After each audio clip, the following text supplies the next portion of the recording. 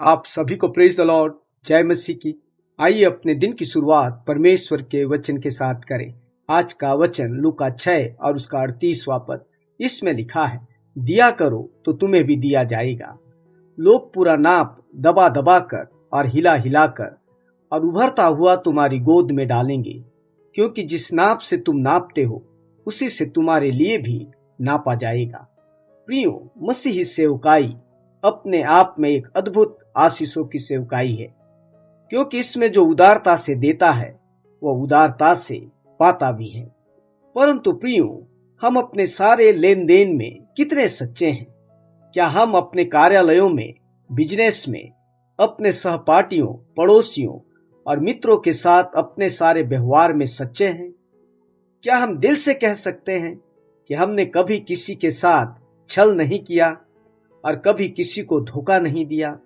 प्रियो, हम जानते हैं कि संसार में घूसखोरी है, भ्रष्टाचार है, छल है और कपट है। परंतु यदि हम में भी संसार के लोगों के समान व्यवहार पाया जाता है, तो हम विश्वासियों में और संसार के लोगों में क्या अंतर है? यदि हम संसार के लेन देन में सच्चे नहीं हैं, तो परमेश्वर की सेवा में सच्चे कैसे हो सकते हैं? प्रियो, यदि हम पूरा नाप दबा दबा कर और हिला हिला कर दूसरों की गोद में या थैलों में डालेंगे, तो ठीक वैसे ही लोग भी हमारे थैलों में डालेंगे। अर्थात यदि हम अपने सारे लेन देन में सच्चे और ईमानदार होंगे, तो दूसरे भी हमारे साथ सच्चे और ईमानदार होंगे।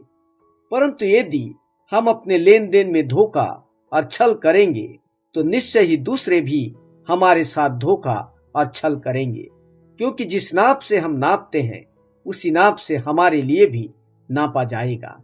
प्रियो, परमेश्वर चाहता है कि हम अपने सारे नैतिक व्यवहारों में सच्चे और कपट रहित बने, न किसी को ठगें और न ही किसी का नुकसान पहुंचाएं।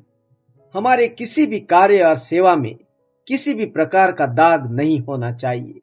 हम हमेशा स्मरण रखें, परमेश्वर के लोगों का जीवन संसार के लोगों से उत्तम होना चाहिए। आपका दिन अच्छा हो। प्रभु आपको आशीष दे। आमीन।